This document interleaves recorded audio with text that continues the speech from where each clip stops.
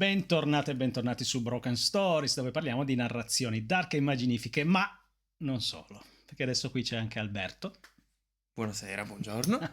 Alberto Costa, che già con me ha parlato di che cosa? Di musica, ma la musica in un'ottica un po' particolare, di black metal, sì, perché ci piace. E non solo ci piace il metal, ma ci piace proprio il black metal. Allora abbiamo fatto questo primo video ed è andato anche abbastanza bene. Fin troppo. Smettetela. Nessuno di noi se lo aspettava. Siete stati troppo bravi e continuate così, direi. Grazie. Grazie. Allora abbiamo pensato anche noi di continuare così, perché molti di voi ci hanno detto andate avanti. E quindi ci siamo detti, adesso facciamo un secondo video dove parleremo di che cosa? Di cosa? L'idea è stata il vademecum del Blackster. Nel senso, perché ascoltare black metal? Da dove iniziare? Con che dischi? Con che testa? Soprattutto il discorso della testa tra noi due funziona parecchio. Ne abbiamo un pochino, aiutandoci a vicenda, insomma, mettiamo insieme un po' di cervello. Quindi oggi abbiamo pensato di, partire un po' facendo prima una piccola retromarcia, per poi continuare anche nelle future occasioni a continuare a parlare di black metal, ma oggi della prima, si dice così, vero? La prima ondata. Allora, first wave. È come fosse il proto black metal, perché quelle radici che poi portano a... Però c'è chi la chiama prima ondata, chi la chiama proto black metal, chi dice che sia solo trash sporco. Sì. Comunque, però, insomma, diciamo che è un variopinto insieme di artisti che andremo adesso a discutere alla maniera nostra. Che hanno una cosa in comune: registrati male. Sì. Probabilmente in cantina. Beh, una cosa del genere. Però questo nella convinzione che si è dimostrata, secondo me si sta dimostrando fondata, che noi che ascoltiamo black metal o comunque metal in generale, metal estremo soprattutto, diciamo che abbiamo una connivenza con una certa letteratura. Infatti questo è un canale che parla soprattutto di narrazione, di narrativa, di libri, che ha anche tra l'altro il suo shop su Amazon dove potete andare ad acquistare libri. Io ci guadagno una piccola percentuale e vi ringrazio. Io no. Ma lui no, perché no, non sì, sta allungando i suoi artigli su questa cosa. Ma detto questo, il popolo del metal e il popolo dell'horror, del fantasy, del weird, anche un po' della fantascienza, è un po' lo stesso. È un po' anche lo stesso popolo. Ti direi ultimamente molta fantascienza, soprattutto da quando sono usciti Blood Incantation. L'ultimo dei Blood... No, gli ultimi tre. Sì, è vero. Perché da quando ha messo quell'alieno... Sì, quello verde... L'alieno verde sulle piramidi, così diamo da mangiare ai complottisti. Sì, poi loro sono anche un po' complottisti, i Blood Incantation, come tematiche. Sì, ma penso ci scherzino su. Vabbè, lo spero anch'io. È la stessa speranza che hai con i Venom di Cronos. Sì, che quello che dicono non sia vero, perché... Tra l'altro, lo sai che volevo dire anche al pubblico qui, che sono stato a un mercatino dei dischi e lì sono stato riconosciuto da un venditore di dischi che segue Broken Stories, e quindi saluto Marco. Ciao Marco, conosci anche me? Sì, è stata l'ennesima dimostrazione che questi tizi barbuti, brutti, che ascoltano sta merda sono persone di un certo livello culturale. Prima di tutto sono persone, ma siamo anche di un certo livello culturale, per cui ciao popolo, fa bene al cuore sapere che non siamo soli. Io sono stato molto molto contento del video che abbiamo fatto 2 settimane fa. Anch'io. Torno a guardare se qualcuno ha commentato per rispondervi, perché per me è stata una cosa totalmente fuori da ogni più rosea previsione. Va bene, quindi cerchiamo di bissare, e sempre però senza aspettative, cioè facciamo il nostro video in cui parliamo della prima ondata del black metal o del proto black metal. Quindi abbiamo tra l'altro anche, aspetta che lo apro, ecco qua abbiamo un bellissimo file che tu mi hai mandato con una lista di dischi, di gruppi, di band, che è una roba impressionante. Quindi cominciamo. Allora, però volevamo aprire quel cappello. Ah, c'è un altro cappello. Io te l'ho buttata lì prima. Su di noi? Sì. Allora, voglio prima ripetere una cosa che abbiamo già detto nell'altro video. Alberto è un grande esperto e anche critico di... Appassionato prima di tutto. Prima di tutto appassionato, se no non si diventa esperti. Di black metal, di metal estremo. Sì, metal estremo. Ha anche scritto come giornalista su Rock Hard per un anno e poi vari siti, poi vari siti, Rock and Metal in My Blood. Sì. Sei stato a una marea e mezza di concerti. Sì, ma mi mancano tantissime. Dal 2019 che non faccio più un festival, ho male al cuore per questo.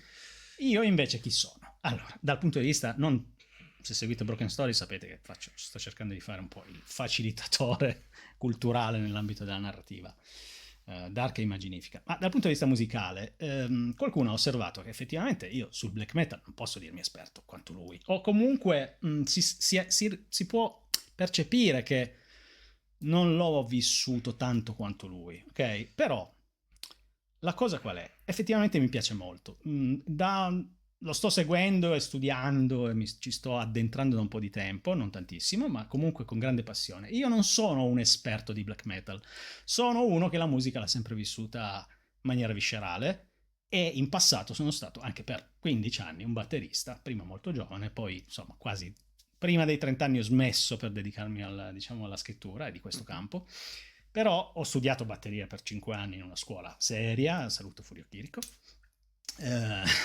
Ho vissuto il rock da dentro, il palcoscenico, l'andare per locali, girare con la macchina piena di strumenti. Una roba che a me per esempio manca totalmente. E che invece mi fa vibrare di emozione quando poi leggo le storie delle band, perché io quella roba lì l'ho vissuta.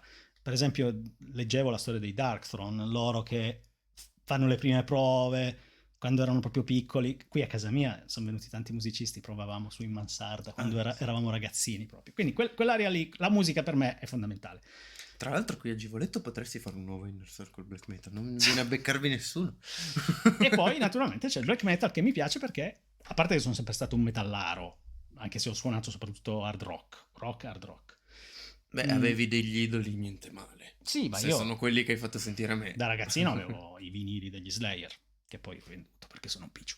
Comunque, come dire, il fatto è che la musica fa parte della mia vita e quindi parlarne e poi entrare nei suoi meandri di un genere che, voglio dire questo sul black metal, come altri generi, è un genere che io sento molto autentico, fermo restando che ci sono anche le sue derive commerciali, però sento che lì dentro c'è gente che suona perché ama fare quella roba lì, ne ha un bisogno quasi fisiologico, o comunque esprime se stessa, non è in cerca del mercato. Se cerchi soldi non fai black metal, cioè esatto. O ti chiami Dimmu Borgir o non fai black metal. Quindi io, così come posso ascoltare la musica classica, il jazz, posso ascoltare, sono anche stato un grande appassionato di progressive rock, sono stato ai concerti degli Yes, dei Jethro Tull, mi è piaciuto moltissimo ascoltare, io adoro i musicisti molto tecnici, per cui Toto, che ho visto anche dal vivo, eccetera.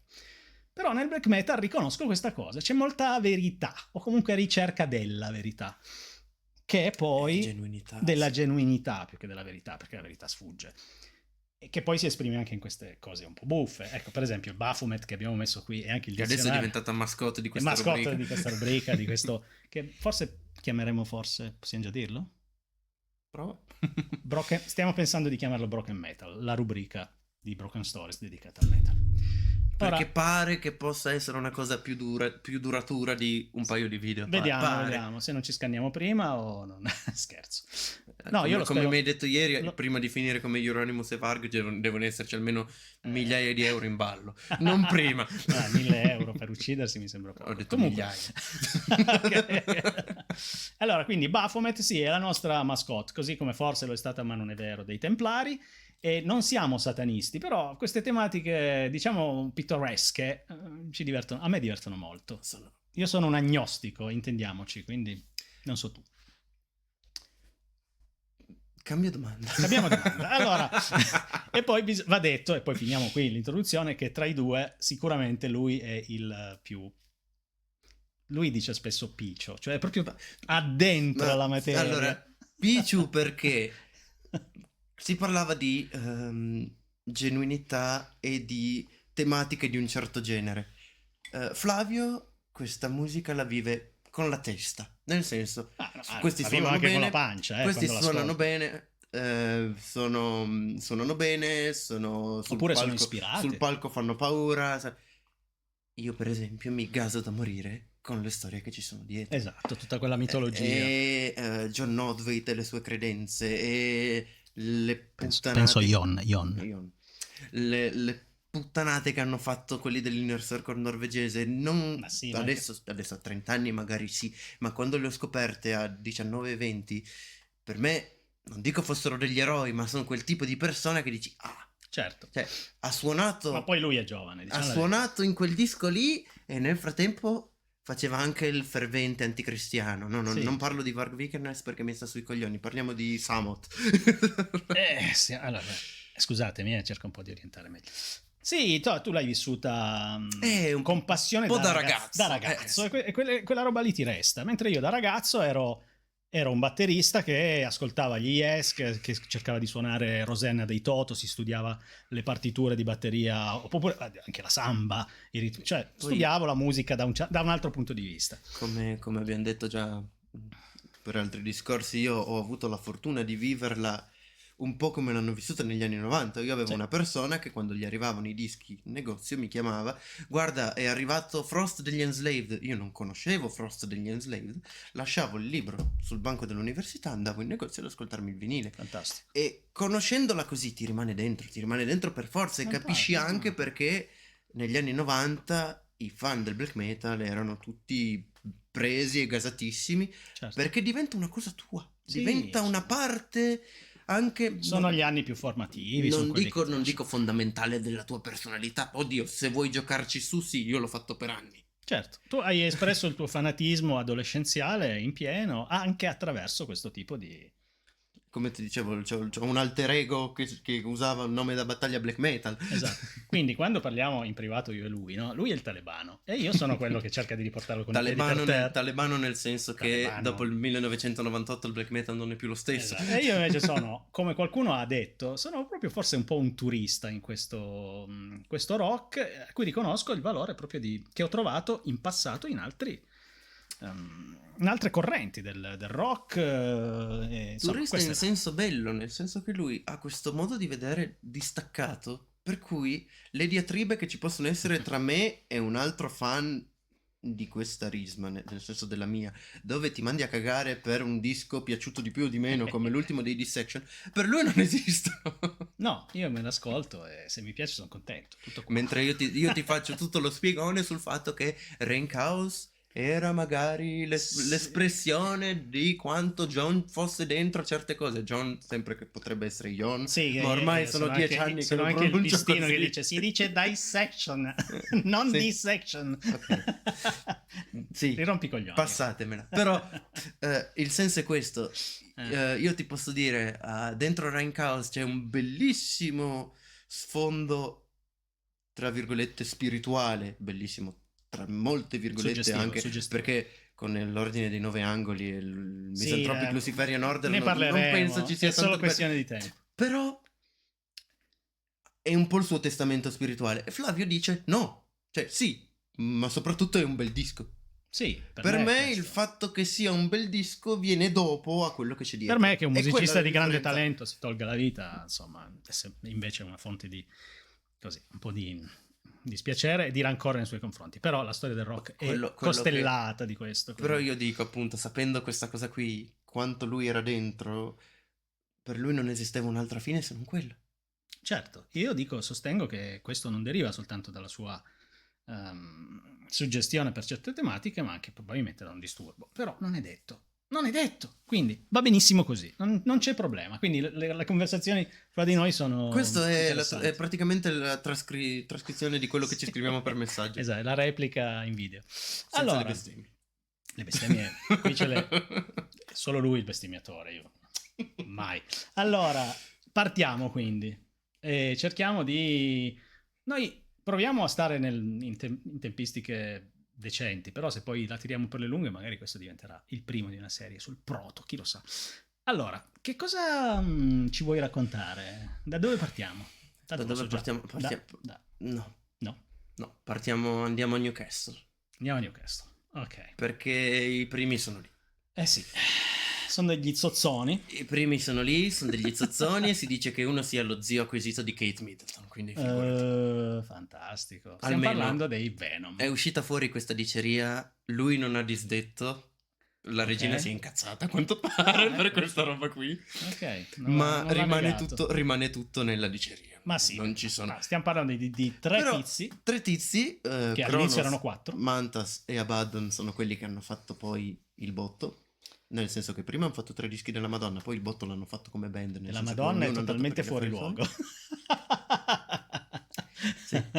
Allora, c'era una volta la tematica satanista, dai Black Sabbath, eccetera, eccetera. E ancora prima... Allora, mettiamo che i Black Sabbath ci scherzavano su, perché loro si sono fatti addirittura fare le croci dritte perché non volevano passare per satanisti. Sì, e quando hanno cominciato a essere invitati a partecipare veramente a dei sabba, sono rimasti sconvolti. Questa è la storia. Ragazzi, a noi non ci interessa quella roba lì, andavano in giro con le croci dritte. Esatto. I Venom no. Però, sì, esatto, un po' alla volta questa tematica nel metal è sempre stata presente, strisciante. Qualcuno ha pensato, ma sai cosa? Ma spingiamo di più. Ma noi adesso giochiamo con quello. Esatto, ma proprio di brutto. E forse non giochiamo nemmeno. Esatto, e quindi iniziano a partorire il primo disco in cui la tematica satanica è proprio palese e sfacciata. Dall'altra parte è così, sfacciatissima, cioè Welcome to Hell, Welcome to Capro Hell. Giallo. E tutte le canzoni hanno questi temi in cui insomma loro tipo Sons of Satan, Welcome to Hell, ecco, loro praticamente volevano proprio apparire devoti adoratori di Satana. Probabilmente perché era anche l'Inghilterra viveva sotto Margaret Thatcher, erano straconservatori, Sì. erano spaccacoglioni. È vero, però attenzione perché Cronos, se non sbaglio, lavorava in uno studio di registrazione che riceveva anche finanziamenti dal governo Thatcher. Lui era il raccomandato di turno perché... Ma ricevevano finanziamenti dal governo Thatcher comunque, a quanto pare. Questo è un retroscena interessante. Non la sapevo, questa qua di Cronos, che era già in contatto con la Neat Records perché era parente di quello che teneva Neat Records. Esatto. E infatti i primi Venom per chi escono. Ma poi quando parleremo dei Bathory tornerà il tema parentale comunque, parenti. Ma lì l'hanno fondata, che è diverso. Vabbè, comunque. È come l'autopublishing di Amazon. Esatto. Quindi questi qua dicono, ma sai cosa, sta roba tira, allora spingiamola moltissimo. Però musicalmente i Venom sono una cosa che è un po'... Dentro ci possiamo trovare soprattutto, secondo me, ancora una vena di rock and roll. Ci sono molto Motorhead dentro. Loro sono... un po' Motorhead. Lo diranno poi dopo in uno degli ultimi dischi che hanno fatto. Loro sono dei punk coi capelli lunghi. C'è molto punk, giusto? Loro sono dei long-haired punks, lo dice Cronos. Sì. E ai loro concerti andavano molto i punk. Eh sì, perché alla fine sì. Quello era. Loro fanno il metal punk. In più, metal punk, che è questo genere veramente sporco, dove l'importante è essere sporchi, brutti e bere birra. Ecco, dal punto di vista musicale, sai cos'è che rende molto sporco quel sound? La registrazione col culo. Sì, però è anche un'altra cosa. Esattamente come Lemmy, Cronos, esattamente no. Un po' come Lemmy aveva quella cosa del microfono. No, l'amplificazione e l'effettistica del basso. Okay. Lui, Cronos, se non sbaglio, usava proprio non so se era un Marshall, ma comunque un amplificatore per chitarra. Sì, sul basso. E gli effetti per chitarra. Quindi è un suono di basso distorto che viene suonato quasi come una chitarra. Forse perfino esattamente col plettro. Che è l'idea di poi Cliff Burton dei Metallica. Ma Lemmy anche già. No. Quindi quel suono lì non ricorda neanche quasi un basso. È un basso distorto che sembra una chitarra. Ecco. Quindi viene fuori un marasma sonoro che è quello dei... È in quella palude da cui poi esce quello che è il black metal. Sì. Perché dall'80 al 2025... una costante nel black metal fatto alla vecchia maniera è quella palude sonora da cui poi emerge qualcosa di bello. Ma il casino di base c'è sempre. Sì. Quel ronzio con chitarra e basso. Che a volte viene definito quasi il suono zanzaroso. Sì. Quello è quello dei Darkthrone. Il primo suono zanzaroso che ti viene in mente è i primi Darkthrone, quando hanno le chitarre distorte, probabilmente con un amplificatore rotto, e ti fanno quel suono lì. Sì, e tutto questo con tre prima quattro, perché il primo c'era un altro cantante nelle prime, insomma, nella prima incarnazione dei Sì, Kronos doveva suonare la chitarra, poi è finito a fare il basso e il basso e cantante. voce. Perché l'altro se n'è andato. Tra l'altro ci sono stati episodi anche buffi in cui gli hanno dato fuoco al giardino con dei fuochi pirotecnici così. E vabbè, comunque, e questi quindi, diciamo la verità, non erano musicisti sopraffini. Ecco, se vogliamo parlare di tecnica, di competenza esecutiva, di padronanza degli strumenti, Non c'è. No, c'è. Cioè, è relativa. Il disco è bello perché piace a noi. Sì, perché Cioè, non è un disco che tu dici. Ci sono dei dischi nella mia collezione, per esempio, che ho anche detto a Flavio: se non ti piace è colpa tua. Esatto. Questi no, vedete che è posso ufficio, capire, quindi. io posso capire se uno ascolta i Venom e dice guarda sta roba qui mi fa cagare. No, allora io devo dire, dei Venom acquistai molti anni fa un cofanetto, un doppio, no, è un doppio album, pezzi originali, live, eccetera. E sì, insomma, dal punto di vista... ce l'ho lì Assault dietro. dell'84. Forse, non lo so. No, non Metal così Assault. vecchio, non così vecchio. E comunque è una roba ufficiale. E effettivamente, non so se... Cioè, quello che pensai è, ma porca miseria, ma questi sono veramente dei marcioni tremendi e non suonano tanto bene. Però non vuol dire... Funzionano. Funzionano. Cioè, quando tu li vai a vedere live e ti suonano in Liquid Satan, titolo molto sobrio, tra l'altro, e testo ancora più sobrio, Certo. non andate a cercarlo in fascia protetta, quello ti rimane in testa per 3 ore. Io sono andato a vedere i Venom in Germania. Nel viaggio di ritorno da Dinkelsbull, dove fanno Summer Breeze, fino a casa, in 4 cantavamo in Liquid Satan. E dalla Germania a qui ci vanno 7 ore. Alzo un pochino il guadagno del microfono perché siamo un po' distanti. Allora, ma perché sono appoggiato, forse? Poi ricordati che stiamo parlando a un vasto pubblico di migliaia di persone, quindi fai viaggiare la voce. No, proprio così me ne vado perché mi mette in ansia. Allora, quindi questi sono i Venom, che effettivamente poi cosa fanno? Col secondo album si inventano anche la dicitura. Il nome è loro. Black il nome è loro. Metal. Black Metal. Ce l'abbiamo qui? Certo. Ce l'abbiamo. Allora. Ce l'abbiamo in quel formato che ti ho fatto vedere prima. Sì. Allora, qui abbiamo... E questi si inventano la parola, l'espressione. Allora, grande fantasia nella copertina, cioè capro 1, capro 2, sì, cambia sì. il colore e basta. Sì, no, poi qui vabbè, qui c'è una chicca. Ah sì, che è tutto autografato. È tutto dalla formazione originale in 2 concerti differenti perché adesso si odiano. Vabbè, ci sta quando ci sono, come ti dicevo prima, c'è qualche migliaia di sterline nel mese. Sì, allora quindi... certo. Quindi questi qua cominciano a, diciamo, esagerare. Hanno voluto chiamare black metal questa musica, cioè l'album, non la musica. Perché in realtà non è che loro stavano progettando un genere musicale. No. Però il pezzo black metal è diventato proprio forse l'inno di quello che sarà, cioè se non ci fosse questo disco, loro hanno avuto la tutto sorte, quello che piace a noi, sì, che arriva dal 90 in avanti, non esisterebbe. Loro, come anche poi Quarton dei Bathory, rimasero un po' stupiti dalla nascita della seconda ondata, che si riconoscevano in loro, perché erano un po' come i Deep Purple, che spessissimo hanno detto, ma noi con heavy metal non c'entriamo niente. Sì, però poi vai a sentire Richie Blackmore e fa gli stessi... No, ma lui... non parliamo del batterista, che proprio odia l'heavy metal, quello dei Deep Purple.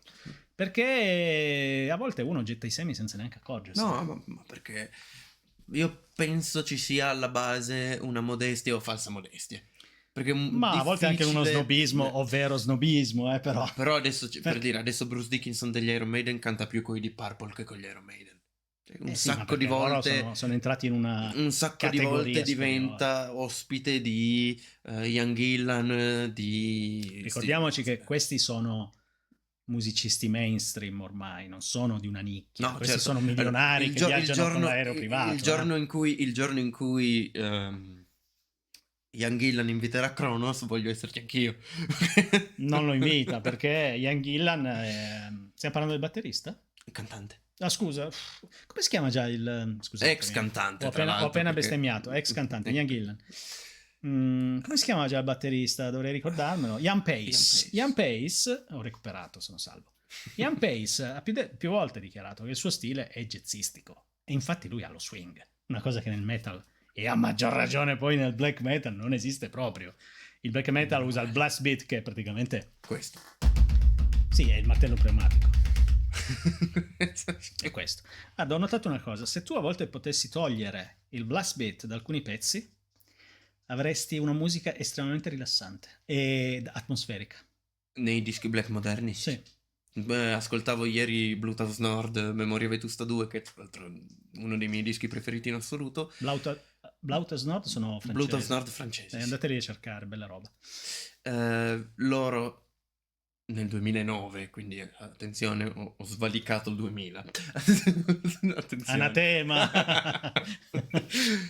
Loro nel 2009 fanno questo disco dove hanno deciso, cioè in realtà uno, perché la mente dietro è una, quella di Vince Stiamo Vaughn. derapando. E lì si parte col discorso One Man Band che faremo poi dopo. Poi. Vince Vaughn ha detto: ok, io adesso vi faccio vedere che so suonare. E ha tirato fuori un disco dove non sbaglia una nota. Se tu togli il blast beat potrebbe essere, non dico musica classica, ma con quel mischio di, diciamo, musica colta. Tastiere. Potrebbe essere musica colta. Tastiere, riff di chitarra non troppo distorti, melodici. Sì, assolutamente. Diventa tutto un'altra cosa. Se poi invece ci metti sotto la batteria che mena, è black metal. Ok. E quindi capite che siamo in un territorio completamente diverso. Ma visto che siamo al 25esimo minuto di 26esimo di registrazione, andiamo avanti.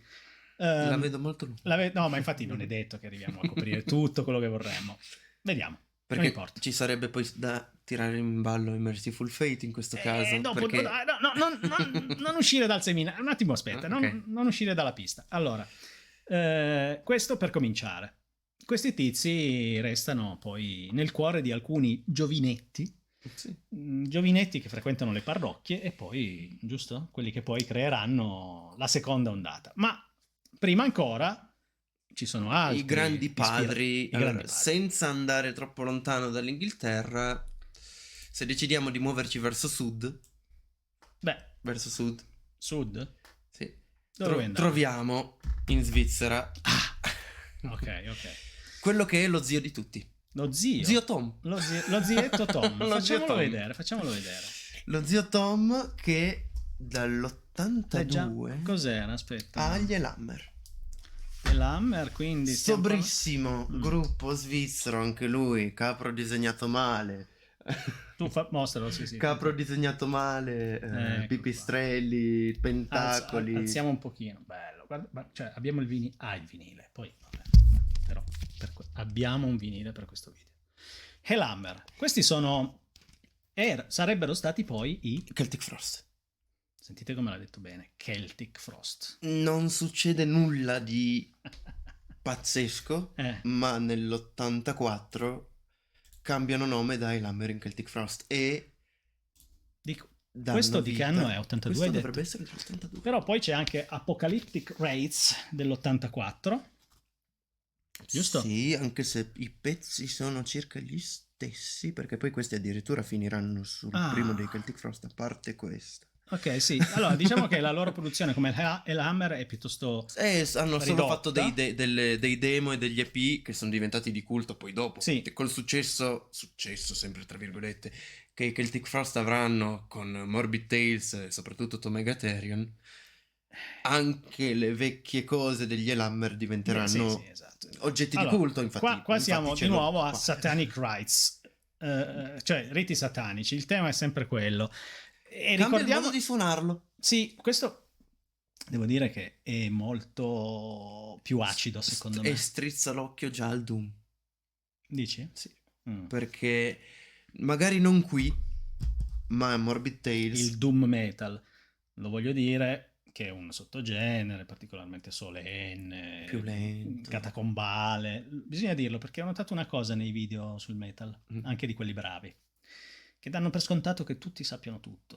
Forse sbaglio anch'io in questo. Ecco, io, siccome sono il turista, invece voglio fare la guida turistica. Effettivamente quando ci hanno chiesto di andare avanti, ci hanno chiesto forse proprio perché abbiamo spiegato alcune cose. Va bene, quindi questi qua sono dei ragazzini svizzeri, quindi stanno molto anche bene, giovani. Cioè, non hanno motivo di incazzarsi così tanto, ma assolutamente. E come abbiamo notato più di una volta, sono spesso i borghesi a fare le rivoluzioni, poi si tirano dietro gli operai.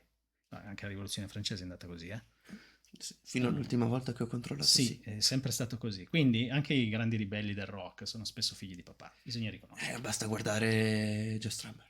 Ma sì, hai detto? Joe Strummer dei Clash. Che infatti. Cioè, allora, stiamo parlando di tutta gente che, insomma, stava bene, però non stava bene, magari Ma allora, Tom aveva Warrior... una rabbia, aveva una Tom voglia Warrior, che tra l'altro all'anagrafe è Tom Gabriel Fisher, che è il leader dei Elhammer Celtic e Frost. poi del Celtic Frost. Lui in realtà l'ho conosciuto di persona, fortunatamente, eravamo a un Brutal Assault, quando ha riportato appunto gli Elhammer live dopo 30 anni. Ok.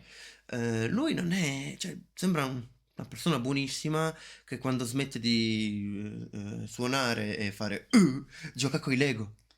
Lui è un grande appassionato Sì, di Lego, ma certo, e fa il custode del museo di Giger ma chiaro, in Svizzera. ma chiaro. Allora, quindi questi ragazzi si inventano questa formula sonora e non vanno tanto lontano come l'Hammer. La tematica è sempre però... quella, come l'Hammer non vanno tanto lontano, ma tireranno fuori comunque dei pezzi di pregio che si trovano o qui o su Apocalyptic Rides. Poi non di hanno pregio, fatto ma più ragazzi, niente. bisogna avere l'orecchio un po' allenato, perché roba... O lo stomaco, dipende. Non lo sto, cioè, diciamo la verità, in questo proto black metal tante cose si ascoltano, io le ascolto con una grande curiosità. Io le ascolto per culto. Tu le ascolti per culto e io le ascolto per... Ma anche perché da qui è da dove sono partito. Perché Cioè, la musica è interessante. Dopo gli cazzo. Iron Maiden e quel giro di metal classico, Ronnie Sì. James Dio, Motorhead, il mio primo grande passo verso l'abisso è stato questo. Sì, infatti. Tom e sai chi Warrior. invece che mi è piaciuto, e facciamo subito un salto Sì. dall'altra parte dell'oceano, che mi è piaciuto ascoltare parecchio? Chi? I Sarcofago. I Sarcofago hanno il loro... perché allora, sono un po' più tardi. Allora, chi sono prima di tutto? Brasiliani, Brasiliani, metà anni 80. profani nelle loro tematiche, Blasfemi, anche qualche svastichina che girava, ma solo per sì, allora sfregio. andiamo a ricordare, c'era un album che si chiamava Inri. Inri, cioè la scritta che è sulla croce di Gesù, esatto. quella lì. Ma non perché gli volessero bene. E poi c'è dell'87 già Rotten. Inri. E c'è Rotten, che mi è piaciuto anche di più. Loro hanno una sonorità più un po' più granitica, metal, vanno già più sul trash un metal. po' più sul trash metal. Ma anche perché sono già passati 3 anni. Bravissimo. E 3 anni in questo genere di evoluzione sono tantissimi. Sono tantissimi. Basta poi guardare, cioè il salto più grande lo vedremo tra 10 anni, se vorrete ve lo facciamo la spiegazione, tra 95 e 98 come cambia il black metal. Sì, come osservava Mark Fisher, te lo dicevo prima in macchina, filosofo, critico musicale, eccetera. Ci sono la musica è una forma d'arte che è contrassegnata da una velocità di evoluzione mostruosa, soprattutto la musica, diciamo, popolare, come anche, non stiamo parlando di musica classica, di musica leggera. Musica leggera in cui in questo momento mettiamo anche il metal, mettiamo tutto ciò che insomma è contemporaneo e moderno. Sì. Ci sono poche forme d'arte che hanno un'evoluzione così mostruosa, tanto è vero che effettivamente se tu ascolti un album proto black dell'82 e uno dell'87 sono diversissimi. Sì. Sono diversissimi. Poi c'è il culto invece della tradizione nel metal, per cui molto spesso si cerca anche di restare fermi. Hanno suonato così nel 94, suoniamo così anche oggi. Ed è una cosa rispettabilissima, secondo me. Esempio classico, prendi Darkthrone di Transylvanian Hunger 94, prendi Mork, sempre norvegesi, del 2017 con Eremittens Dal, suonano molto molto simili. Sì, anche i Kraft svedesi contemporanei, modernissimi, sono accusati di essere molto darktroniani. Ma lì c'è anche il fatto che hanno acquisito certe tematiche, che in Fuck the Universe, il disco che hai preso l'altro giorno, c'è il simbolo del caos, che è anche molto caro a Fenriz, se avete visto Fenriz's Metal School. Sì, ma guarda, c'è un tremolo picking in un pezzo che è proprio, cioè, ma perché poi comunque quando sei lì c'è un riff che è dei Darkthrone, cioè. Non puoi non voler bene i Darkthrone se tu ascolti questa roba qui. E comunque sì, ecco, questa è la questione, no? Quindi ecco, i Sarcofago mi sono piaciuti, mi piacciono, sono molto paludosi, proprio come... Sono più pesanti, Sì. sono anche forse meno ronzanti. Sì, sì, sì, Nel sì. senso Perché sono più di trash. nel senso di sporchi, sì. Cercano sonorità più... frequenze Forse più basse. più elaborate. Frequenze più basse. Forse anche. più elaborate. Sì. Allora, E poi non sono si anche... parla di musica colta con Henry, con Rotten, No, vabbè. però non parli neanche appunto di Welcome to Hell o, Certo, di Apocalyptic Rides. Ora, niente, la camera si vuole spostare da sola, è posseduta. Wow, è colpa sua. E tra l'altro loro cosa fanno anche? Sono i primi a apparire in copertina con tutta una parafernalia che poi black metal... L'avevano già fatto i Judas Priest. Sì, però loro si fanno anche il Il face paint. face paint di un certo tipo. Sì. Certo, l'avevano già fatto i Kiss, L'aveva già fatto Alice Cooper. Va bene, ok, però c'è più... si cerca più la paura. Persino gli Slayer Il di terrore, Shadowverse erano quasi. sporchi Sì, in quel sì, modo sì. lì. Però, non lo so, magari sbaglio, però mi sembra che i sarcofagi sono stati proprio... A posare sulla copertina forse sì. Vero? Sì. Mm. Perché poi, cioè, nella scena poi scandinava, le foto dei booklet già a fine anni 80 c'erano, quelli pittati. Sì. Ma in copertina forse sono stati i primi loro. Posso sbagliare, però comunque in ogni caso questi sarcofagi, sai anche- cosa mi esalta? Che è una roba che viene dall'altra parte del mondo. Cioè, questa sensibilità, questa voglia di spaccare tutto. Ne abbiamo parlato anche nel video prima, c'era qualcosa sai quando ti ho detto c'era qualcosa nell'aria. C'è sempre qualcosa nell'aria. Si chiama Zeitgeist, lo spirito del tempo. Bellissimo. Sì. Questa la teniamo. Certo, così come i poeti romantici tutti insieme scrivevano e si suicidavano perché c'era qualcosa nell'aria, allo stesso... guardate, c'è il mio cagnolino che è passato di qua. E quindi sì, è bella questa cosa che loro... dall'altra parte, ma anche per dire, anche il black metal si evolverà poi dalla Scandinavia all'Italia, al Perù, a ogni parte del mondo. Infatti è uno dei pochi generi veramente internazionali. Esatto. E soprattutto dalla seconda ondata. Curiosità sui sarcofago. Il suo leader attualmente è un ricercatore universitario in economia. E non è che vada tanto fiero del suo passato e questo mi dispiace parecchio. Ma sai, quando si matura si cambiano idee. Ho capito, però hai fatto dei capolavori. A me, sempre per rimanere alla visione di turista e cultore... Ma anch'io sono un po' cultore, se però... tu vedi, sì, ma cultore... Ma non cultista. Esatto. Ecco. Ok, questo è il punto. Se tu sei affezionato anche a dei personaggi... Io, per esempio, Tom Warrior. Tu vuoi bene. Io voglio bene a Tom Warrior. Ma tu non ti devi attaccare così alla gente. Devi diventare... Sei troppo sensibile. Andrei a giocare con i Lego con lui. Tu ti affezioni troppo, te lo dico.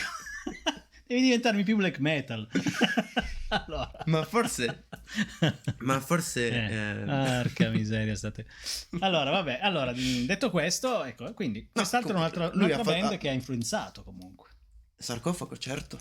A tutto quello che sarà l'ondata più grezza, che soprattutto nell'America, dal Canada all'Argentina funzionerà tantissimo. Chiamasi War Metal. Quelli dei blasfemi canadesi o dei Tate and Blood, cioè un sacco di gente cattivissima e cacofonica al massimo prende dal sarcofago. I blasfemi sono molto cacofonici. Ci ho provato. L'altro giorno mi ha chiesto qualcosa che non suonasse come troppo moscio. Gli ho passato i blasfemi e forse se ne la questione non era moscio, e non volevo ascoltare roba eccessivamente... Cos'era, i typo negative? Queste cioè io non sono per come dire, questo romanticismo decadente. Io sì, tantissimo. Perché sei un bravo ragazzo sotto sotto. Io invece proprio mi annoio. Se sento i typo negative, ammazzatemi, mi annoio, ok?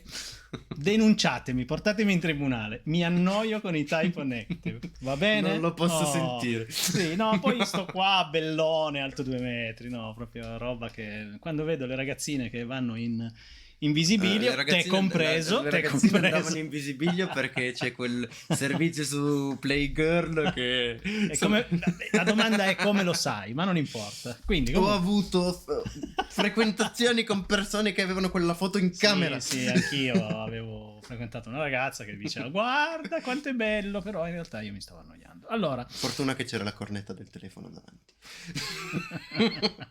andiamo avanti. Quindi io cercavo, cioè mi piace una musica più... Allora, in tutto questo noi abbiamo tenuto come quasi ultimi quello che forse è il piatto forte. Ecco, andiamo al piatto forte.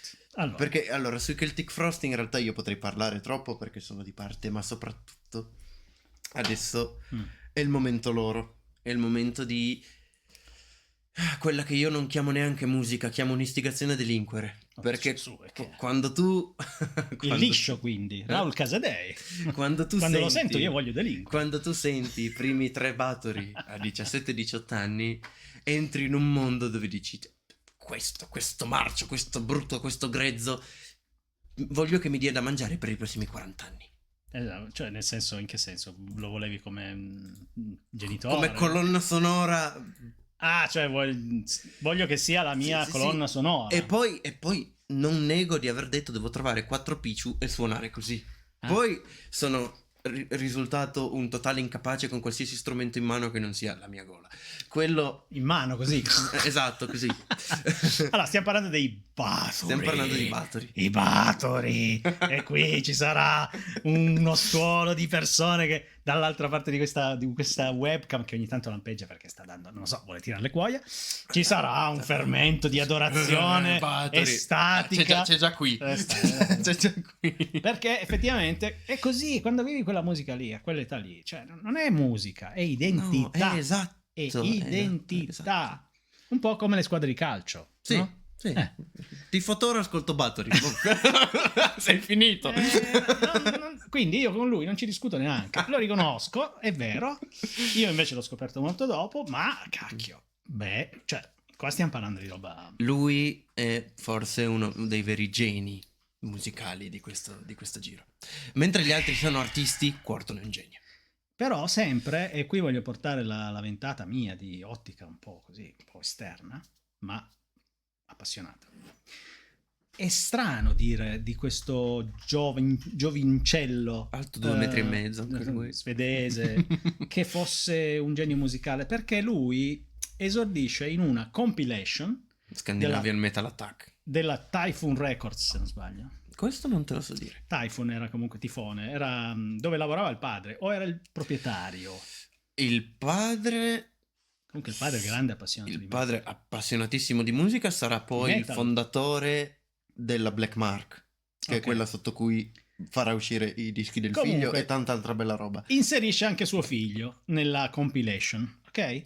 E nota che a seguire iniziano ad arrivare un sacco di lettere cartacee, perché stiamo parlando di cose che anno era? Allora, Scandinavian Metal Fine Attack cos'è? 80? 83-84? Ah no, primi. Perché prima ancora del Capro Nero. E arriva- Capro Nero sì, barra giallo. adesso ci spieghiamo. Arrivano queste lettere che dicono che bella questa compilation, che figata, ma in particolare quelle 2 canzoni di Bathory. E quindi lì l'idea è, ma senti un po', Ciccio, fai un disco intero. Se no mamma non ti fa pranzo. Cioè, esatto, capite? Ma capite? Era un anche- po' un ricattino. Cioè, ma capite che qui siamo in un contesto in cui c'è un papà metallaro che ti dà carta bianca per fare prima 2 canzoni e poi un album intero. Cioè, Quarton era nato proprio nel posto giusto al momento giusto. sì, Fa anche un po' sì. incazzare, perché c'è gente che magari passa tutta fa la incazzare vita... il fatto che sia morto, però... Quello senz'altro. Ma se ci pensi, c'è gente che tutta la vita cerca di venire fare fuori, il passo. no? Vedi, sì. adesso c'aveva il paparino, gli stendeva il tappeto. Ma è sempre così. Questo in realtà, metallaro cioè. brutto e cattivo, in realtà. Ma aspetta, perché lui si è sempre discostato dal brutto e cattivo. Lui voleva avere questa figura del capronaro, ma perché gli piaceva parlare di quello. Ma sì. Non perché si sentisse tale. Poi era un metallaro, ascoltava quella roba lì. Ascoltava un sacco. Cioè lui è il primo che dice Motorhead tutta la vita. Il Motorhead. Il Motorhead, Quanto Merciful Fate. Quanto cazzo hanno inciso sulla storia del metal? I Motorhead che non erano a rigore metallari. Oddio. sono un po' il simbolo di quell'ondata di musica. Ma non è metal, è rock and roll. Sì, Lui l'ha sempre detto. è blues cattivo. Lemmy l'ha sempre detto, io faccio rock and roll. Sì. Boh. Però con quel basso accordato così, con quell'estetica lì, con quei... Amplificato così, perché accordato era accordato normale, credo. Sì. Ecco, vedi, lui è il tecnico. L'accordatura, a meno che non fosse ripassata, ma non credo. Dicevo, lui ha fatto il primo disco con questo bellissimo capro nero che è diventato un po' culto, appunto. Allora, esce quindi il primo album dei Bathory. Ed è l'84. E si intitola Bathory. Bathory. Dalla Lisbeth Bathory, contessa Bathory, sanguinaria, un bagno nel sangue di vergine, presunta serial killer. Eccolo qua. Allora, capro nero. Che poi qua c'è anche da dire una cosa. È una copertina abbastanza, come dire, impressionante, comunque bisogna dirlo. Capro nero con occhiacci rossi. Quindi c'è anche qui la volontà di dire Forza Satana. Forza Satana, che bello, allora, tutta sta roba qui, no? Questo.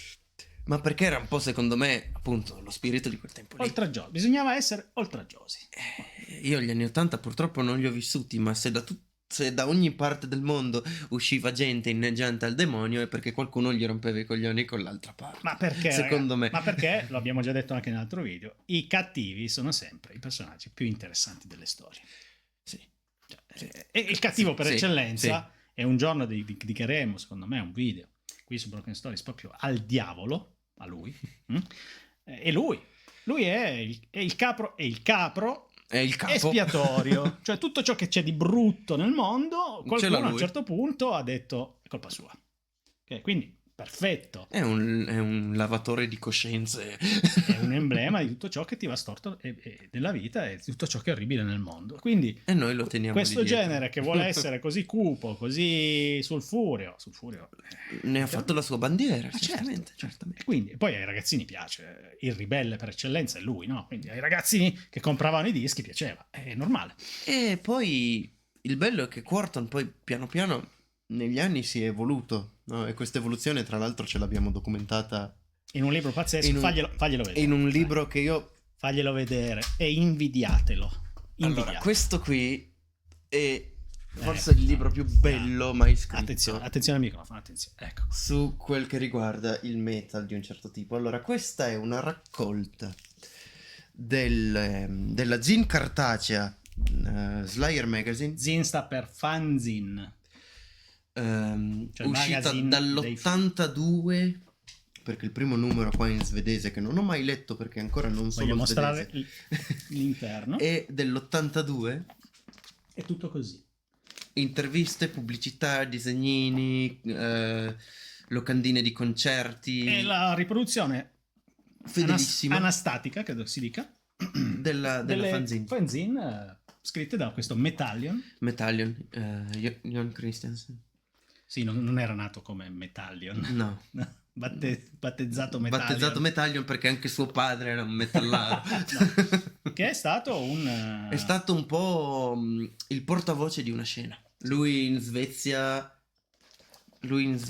appunto dall'84 in avanti, fino a quando non si è rotto le balle con la morte di Quorthon, tra l'altro, perché lo Slayer Mag è durato fino alla morte di Quorthon, cioè poi ha fatto altre uscite fino al 2012, quando veramente ha chiuso, ma era molto in voga fino al 2004-2005. Io vi direi, come faccio sempre in questi video, se volete acquistare il libro che vi segnalo, eccetera eccetera, andate qui sotto in descrizione, trovate. Però no, qui per questo qui non si trova. Questo qui non si trova, e se lo trovi costa un fottio. È fuori catalogo. Speriamo lo ristampino per, diciamo, su eBay c'è, ma è a 70 euro. No, io questo qui ho avuto la fortuna di avere il mio fornitore, appena l'hanno ristampato, pigliatelo perché non torna più. Va bene. All'inizio volevo mandarlo a cagare, perché cosa me ne faccio di sta roba qua? Poi l'ho aperto e ho capito che è una miniera d'oro. Hai capito che sei un tossicodipendente, va bene. sì, su questa roba qua sì. Ma questa è una bella dipendenza, secondo me, perché stiamo parlando di un pezzo di storia della musica più dell'ultima ondata, secondo me, veramente di ribellione in musica che ci sia mai stata. Sì, perché quella di adesso che spacciano per tale in realtà non lo è.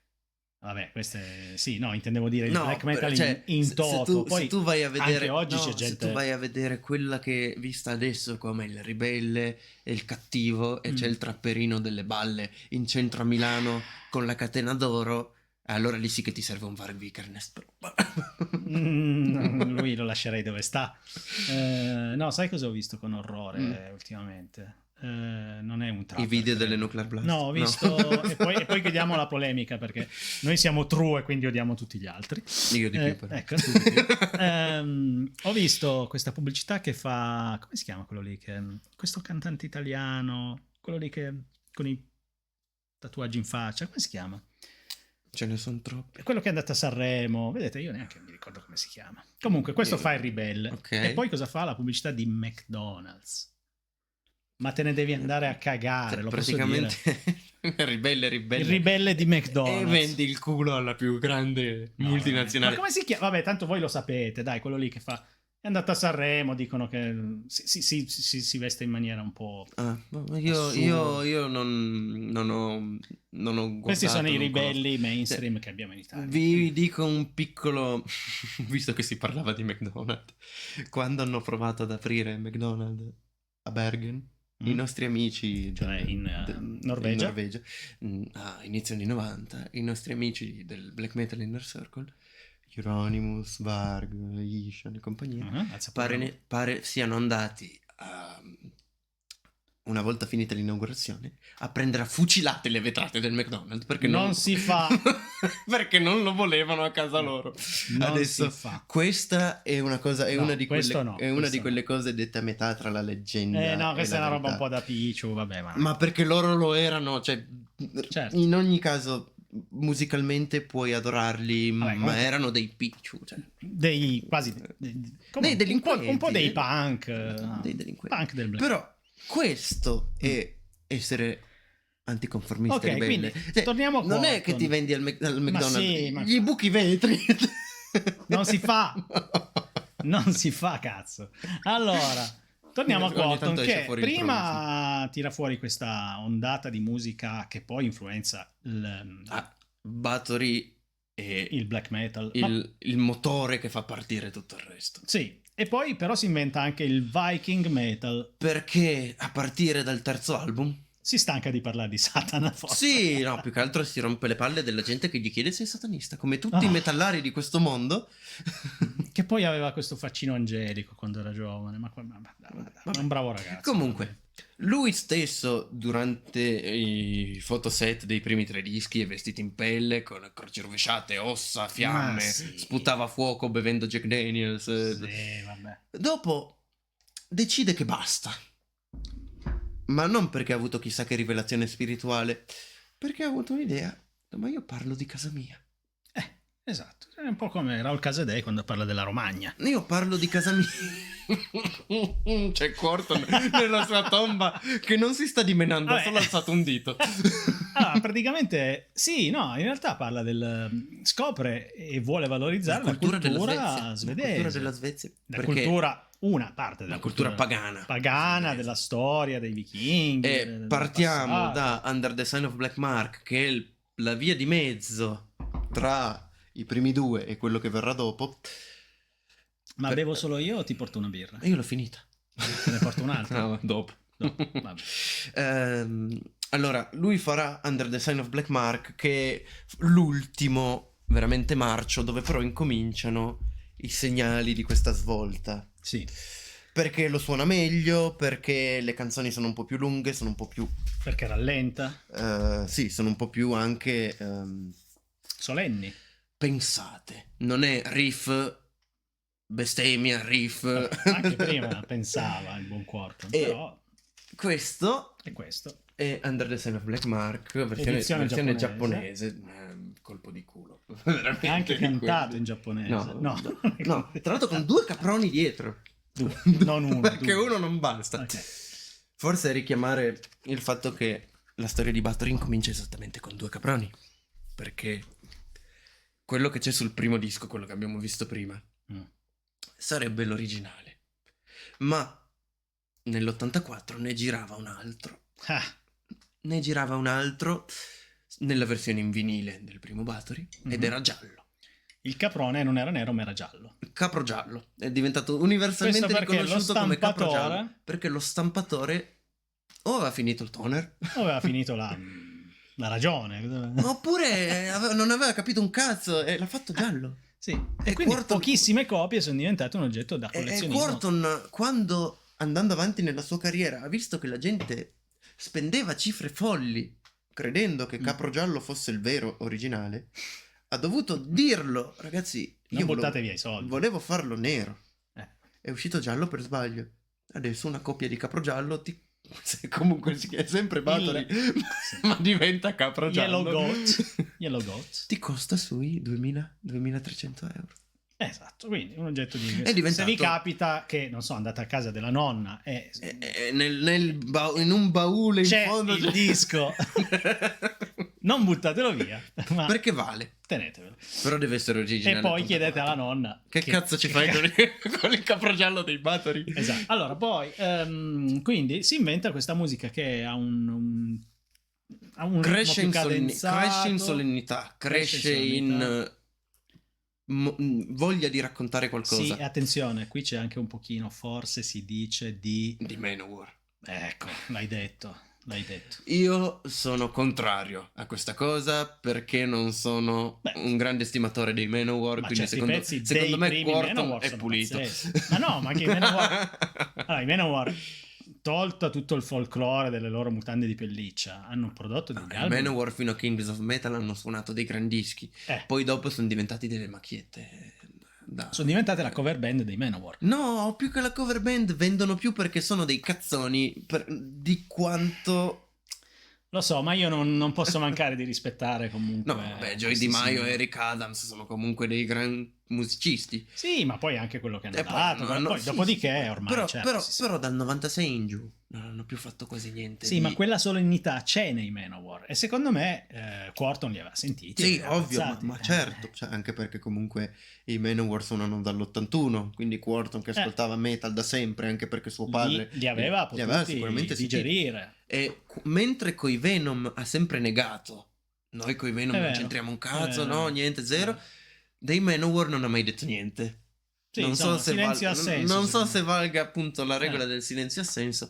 Comunque questo ragazzo era incredibilmente talentuoso, si è inventato della roba che prima non c'era e faceva fondamentalmente tutto da solo, era un one man band che sarà poi un tipo di gruppo per modo di dire, che andrà molto nel black metal dal 95, dall'85, dai Bathory in avanti. Il black metal sarà pieno di one man band, che infatti vengono comunque chiamate band, e a me sta cosa stupisce. Cioè, se sei uno, potrebbero dire i cantautori del black metal, però suona male, lo so, me ne rendo conto. Cioè, tra l'altro voglio segnalare, non per primo naturalmente, che su YouTube c'è un bellissimo documentario che si chiama One Man Metal, mi pare. Sai che non so di cosa tu stia parlando? È un bellissimo documentario in 3 o 4 puntate dove vengono raccontate le storie con un reportage, interviste, riprese di alcuni musicisti black metal solitari, ma solitari a livello quasi patologico. Ma tipo Striborg in Australia? Sì, lì? No, c'è uno in Nuova Zelanda, c'è uno a Los Angeles, mi pare. No, Leviathan, probabile. Leviathan. Ma lui è completamente pazzo. Anche gli altri non sembrano lui si è isolato completamente, perché il suo modo di vivere, il suo modo di essere lo porta a essere, cioè, non riesce a... Stiamo comunque parlando di musicisti sinceri, genuini. Lui comunque Leviathan non ha sbagliato un disco, ne ha fatti 10, non ne ha sbagliato uno.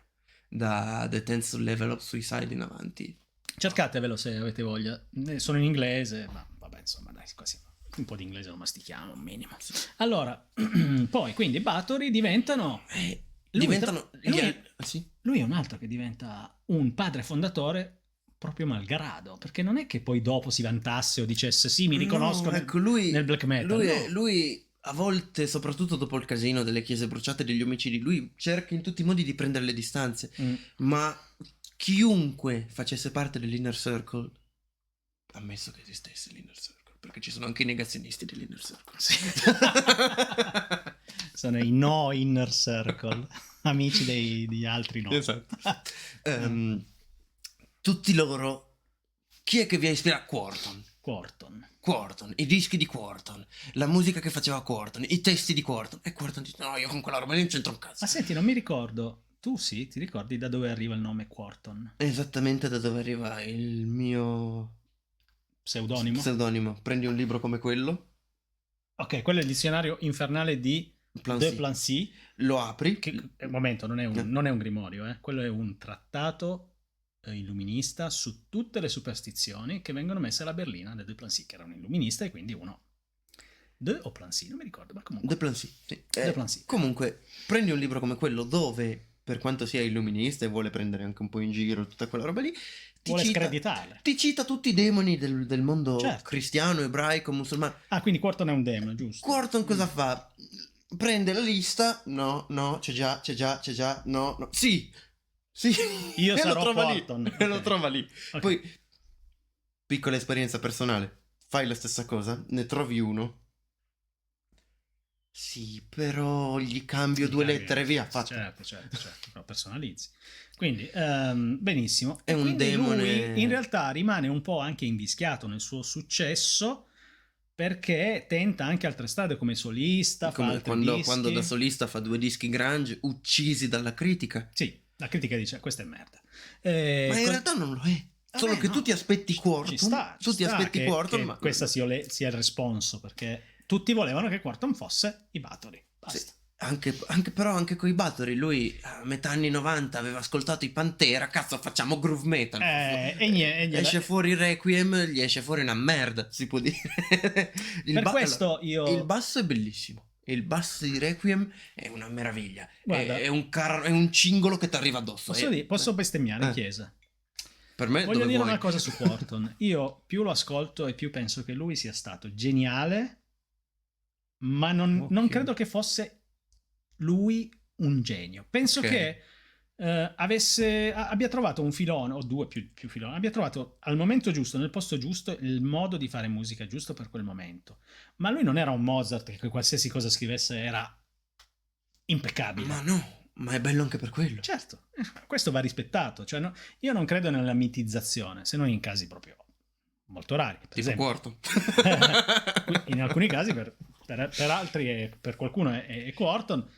Per altri, appunto, se tu dici Mozart, stai parlando di una delle più grandi menti Beethoven, della che ha scritto storia quello che ha scritto da sordo. Ok, d'accordo, esatto. Quindi io non direi che era un genio, ma penso che ha fatto qualcosa di geniale, perché in alcuni momenti alcune persone forse canalizzano, non lo so, sono dei mezzi per esprimere. Sta di fatto che un disco bello come Blood Fire Death nell'88 non esisteva. E soprattutto un seguito fico come Hammerheart. Perché la sua pietra miliare, secondo me, rimarrà sempre Hammerheart. Dove dalla cattiveria, dal macello. Poi la trovi la copertina, quella che è il funerale vichingho. Sì, certo. Con la sponda, c'è una spiaggia, questo saluto, funerale su un Drakkar, no? Questo uomo con l'elmo che saluta la Drakkar che va sul lago. Bellissimo. Tra l'altro lui inizia anche a usare tutte questa iconografia, questi dipinti che raffigurano vichinghi, sono bellissimi. Perché si vuol fare portavoce della cultura, cioè One Road to Azabei. One Road to Azabei è un racconto fantasy in musica, 10 minuti di fantasy medievale. Che racconta di questo cavaliere, giusto? Cavaliere che arriva nel suo vecchio paese, dove i cristiani sulla baia di Asa, dove i cristiani stanno costruendo una chiesa. E lui dice: questa roba qui che cazzo è? Ci stanno dentro 3 navi delle nostre, quindi non è una rimessa per navi ed è enorme. Attenzione, di che anno è quella canzone? 90. Quella canzone lì passò su MTV a nastro, sì, perché quando MTV dava molto funzionava su MTV, anche perché era questo cambio di, non era più il macello di Blood Fire Death, ok? Ai Blackster veri, il disco più bello di Quorthon rimarrà sempre Blood Fire Death. Io lo adoro quello. Perché è violento, perché è cattivo, perché è suonato veramente duro, grezzo, un macigno sulla faccia. A proposito di produzione, ha una sonorità comunque povera, cioè non è un suono cristallino, non è un suono pulito. non è andato a levigare le cose, No, non è della Nuclear Blast. È studiato perché è fatto in studi, eccetera, però sì, perché è ricercatamente la Black Mark sporco. Records ormai esisteva già, l'etichetta discografica Sì. di papà. Ricordiamo sempre che il buon Quorthon era anche un figlio di papà. Bisogna dirle certe cose. Tra l'altro, etichetta di papà che ha continuato a produrre della roba spaziale. No, ma soprattutto nel death. Ma pensa a te che famiglia meravigliosa. Cioè, c'è anche una sorella. Ma ti rendi conto? C'è anche una sorella che canta, roba che a te non piace perché è una roba goticheggiante. Sì, Che l'ha sempre tenuta nascosta. Ha sempre tenuto nascosta questa parentela con Quorthon. Perché dice poi arrivano i Blackster e mi rompono i coglioni. Qua, se ci sono pizzi e merletti e vampiri romantici, io non ci sto. Ma secondo me quando ti ascolti bene The Principle of Evil dei Cradle of Filth cambia idea. No, i Cradle of Filth mi divertono. Ma li ascoltavo già molti anni fa. Sì, ma più vampiri romantici ma non sono di quelli. romantici, ma mica, ma è Dracula di Coppola. Ma Danny Filth, quando, non so adesso, ma quando l'ascoltavo molti anni fa era più che altro un emblema più che del romanticismo della tossicodipendenza, della cocaina, ma non scherziamo, dai. Beh, ma se tu vai a sentire Dusk and Their Embrace Median, io lo adoro. Okay. Anche perché c'è il nesso con Clive Barker, ragazzi, scrittore meraviglioso. Se tu vai a prendere l'EP del 95 Vampire, a parte la copertina con la vampira con le tette per aria. Vabbè, ma non sono romantici. Aspetta. Sono... C'è la traccia forse più bella che i Cradle of Filth abbiano inciso, che è Queen of Winterthroned. Ok. Dove c'è un campionamento perfetto del discorso del conte Dracula a Keanu Reeves che si chiama sì, adesso dai nel pallone, aspetta. Oddio. Bram Stoker ci odia. Sì, vabbè, insomma, il tizio che va lì, quello dell'agenzia immobiliare, come si chiama? Quando gli dice li senti, figli della notte, che bella voce che hanno. C'è il campionamento di quella parte lì in inglese con i lupi sotto. Jonathan Harker e con i lupi sotto che ululano e la voce del conte Dracula e poi parte l'urlo di Danny Filth e il Blast Beat. Come cazzo fai a dirmi che non c'è Dracula lì dentro? No, non c'è. No, c'è Dracula, ma c'è Dracula di Coppola, c'è tutto. Vabbè, ok. Praticamente stavano prendendo le cose che avevano più successo in quel periodo. Ricordiamo anche che in Italia ci furono i teatri di Vampire. Sì. Vabbè, ma poi credo lo Filth crearono una serie un'ondata, di emuli. Sì. Però, allora, questo è gusto personale, ok? Quando si mettono di profilo con dietro la luna piena e la copertina di Dusk and Their Embrace e si mettono nel rossetto e ci sono le trine e merletti, io un castello nella nebbia dietro. Non mi emoziona. Quindi non ascoltare mai Thoria Moria Slot dei Dismaleufoni. Ma la leggenda è fighissima del Palazzo d'Oro sulle nuvole. Sì. Però la musica è esattamente quella che non piace a Flavio. No, io sono romantico come un pianerottolo, va bene? È così. Per chi volesse sentire un po' di vampiraggine, però bella. Okay, non i pianerottoli. Io fui un romantico e poi c'è Thoria Moria Slot di Dismaleufoni che per quanto abbia una copertina di merda in questo momento perché c'è la donna nuda sotto la cascata e non c'è più il Palazzo d'Oro sulle nuvole, è un disco bellissimo. Vabbè, per me il romanticismo è piuttosto quello di Quorthon che ricorda il passato leggendario. Quello. Allora, abbiamo superato l'ora e siamo arrivati a Quorthon. Ok, sì. Quindi questa è la dimostrazione palese che qua dopo i battori ci fermiamo in questo video. Sì. Perché non poi, si può. Ma perché poi abbiamo divagato tantissimo su tante altre cose. Sì. Ma quando quando tu parli del fulcro da cui si distacca tutto, è impossibile non prendere una delle vie di fuga. No, ma poi non siamo sistematici, non ci siamo scritti un testo, questo non è un documentario, questo è la rubrica Broken Metal dentro Broken Stories, che perché è fatta di teste a sua volta è un canale, sì, di divulgazione culturale, dove però siamo un po' così, siamo un po' grunge se vuoi, molto naturali. Non senza vogliamo... eroina però. No, eroina no, ragazzi. Qua dentro c'è un po' di birra. A noi piace un po' questo approccio naturale, spontaneo, speriamo piaccia anche a voi. Allora, a me è stato detto da te. Da me. non ti preparare niente, sii più sciolto possibile. Ho parlato un casino, siamo arrivati a 1 ora e 10, non abbiamo concluso un cazzo. Ma va perché bene io ho così. capito, essendo io, sì, un cretino, ma non del tutto, che te basta aprirti il rubinetto, poi l'acqua scorre. Non c'è problema. Che siano minchiate o meno. Il rubinetto delle minchiate anche volendo. Quindi questa è un po' l'idea. Noi ci vediamo qui e parliamo delle nostre passioni musicali, in particolare per il metal estremo e tutto questo immaginario molto cupo, molto controverso, che però nella mia visione è proprio quella valvola di sfogo che ci vuole anche nella vita, perché non siamo santi e quella parte oscura, non lo vogliamo neanche essere. e quella parte oscura dentro di noi deve trovare una forma di espressione. Ecco, questo è. Più giusto di così, penso non ci sia definizione. E se vogliamo andare avanti con i Bathory, Dica. allora, io vi ho fatto vedere il primo, vi ho fatto vedere il terzo, qui ho anche il secondo, The Return, Sì. che però diciamo che rispetto agli altri pecca un po' di originalità, perché è il seguito giusto di attenzione al microfono. Capro Nero.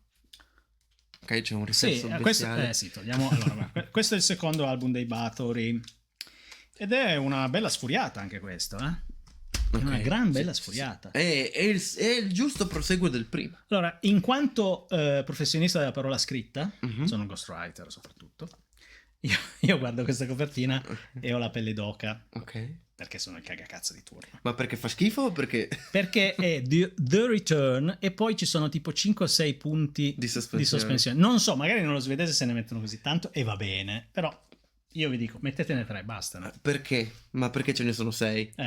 Perché sono i 6 che... No. Perché doveva essere The Return of Darkness and Evil. Sì, però ma anche 3. lì, perché si chiama The Return of Darkness and Evil? Perché? Perché i lati del vinile... Che è una delle canzoni, qui. Sì. Ma i lati del primo vinile, adesso qui no, erano lato Darkness e lato Evil. Quindi, come lo chiamiamo il secondo? The Return of che cosa? Darkness and Evil. I due lati e non del poteva vinile. Scrivere tutto... Ma non ci sta, poi ti avrebbe fatto schifo perché c'era troppa roba scritta. Vabbè, si poteva fare. Soprattutto su un vinile che è grosso così. Sai però che dicono che se tu hai un'immagine, una diapositiva per un PowerPoint e ci metti 2000 parole e un'immagine sotto, che cazzo metti l'immagine a fare? Che tanto c'è tutto scritto. Comunque è bello vedere come la sua fantasia fosse appunto io di qua.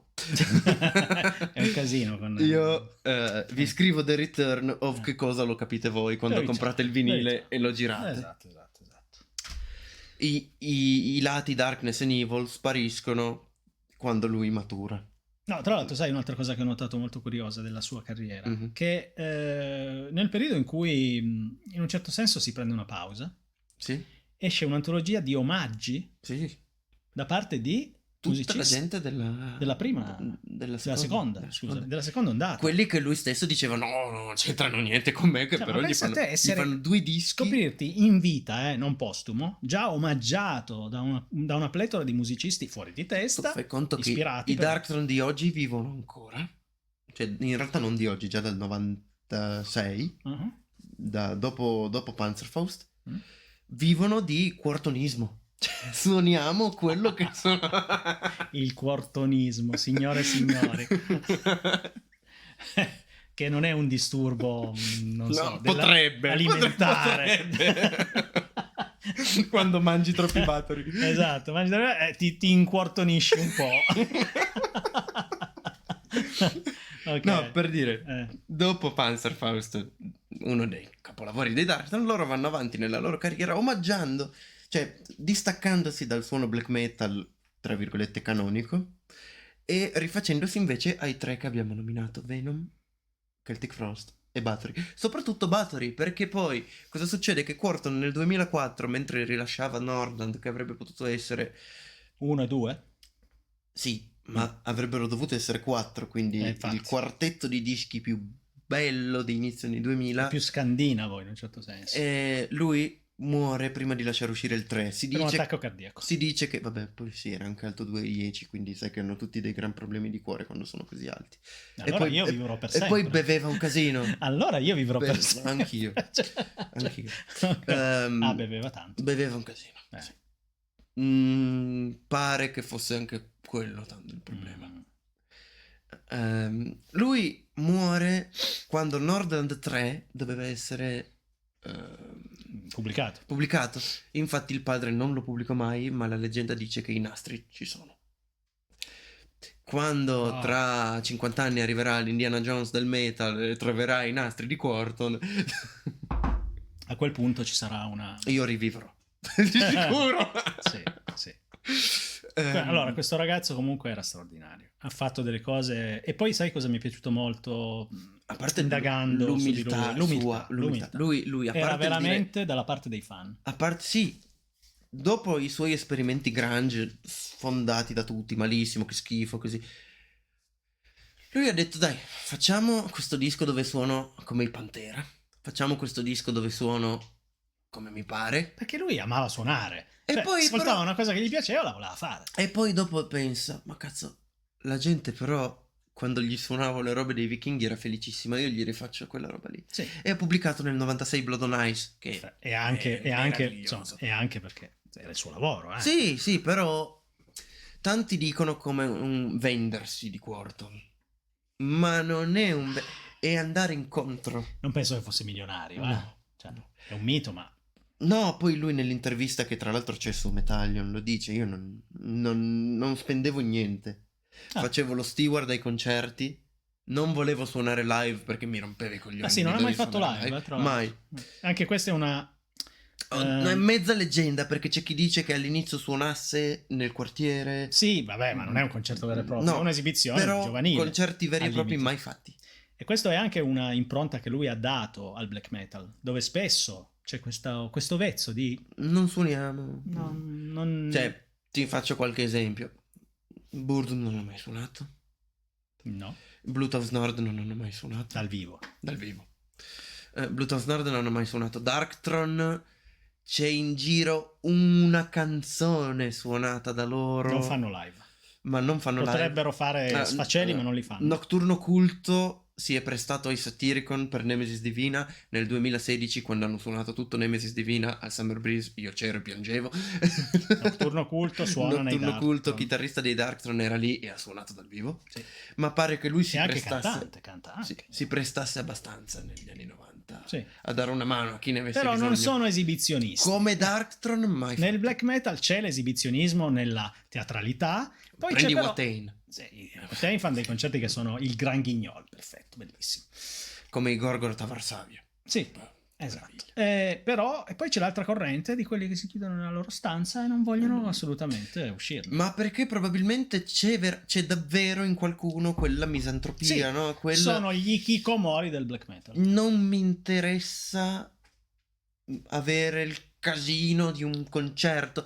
Io poi li ho visti i concerti della gente che in realtà non voleva farli. King Dude esce per Van Records, è un artista, non so neanche come definirlo, lui è quasi folk, no?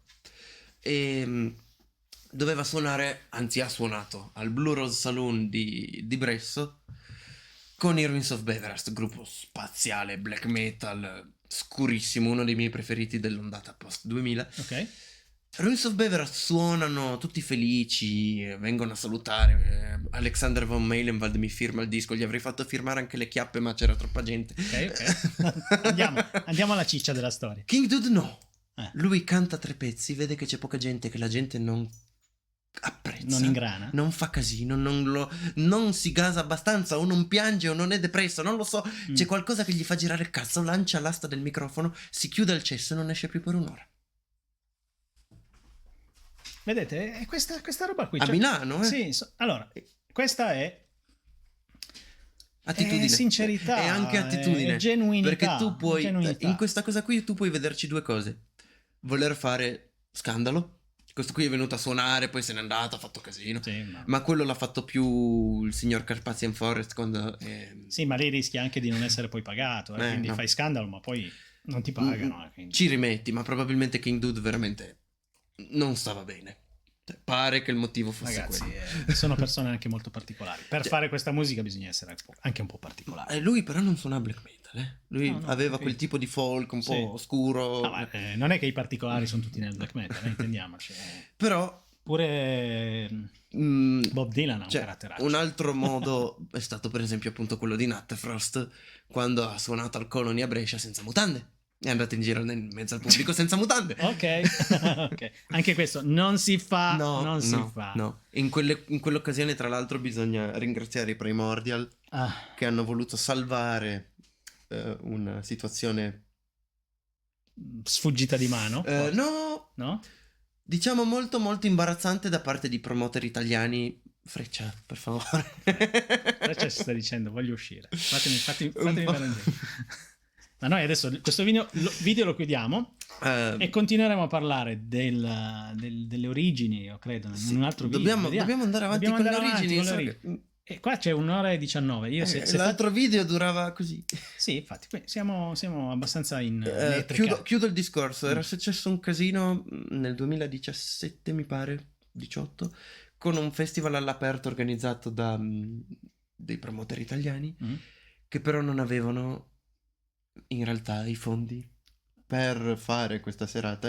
Okay. Questi 2 giorni di festival alla europea si è scoperto 2 sere prima una lista di vaffanculo, non veniamo più qui e là. I Primordial e i Carpathian Forest erano già in Italia, hanno chiamato il primo locale disponibile, hanno salvato la serata tutti quanti suonando lì. Però E Natterfrost poi Natterfrost però poi è uscito senza mutande. Questo però invece si fa, ed è con questa nota, diciamo, è con Freccia che mi ama, con Freccia che voleva figurare in questo video. Questo è il nostro cane black metal. Molto. Vi salutiamo e vi invitiamo a commentare, a disquisire qua sotto il video, a condividerlo, insomma. Fatene quel che volete. Fatene quel che volete. Qui sotto ci sono anche c'è un link a una pagina Ko-fi dove se volete potete offrire un caffè, e c'è anche il super grazie di YouTube se volete fare una piccola donazione perché vi piace questo progetto. Voi andate lì, pochi euro, 1 euro, 2 euro, 3 euro, e contribuite. Noi continuiamo a fare questa roba bella insieme. Sì. Grazie a tutti. Grazie a tutti. Ciao ciao.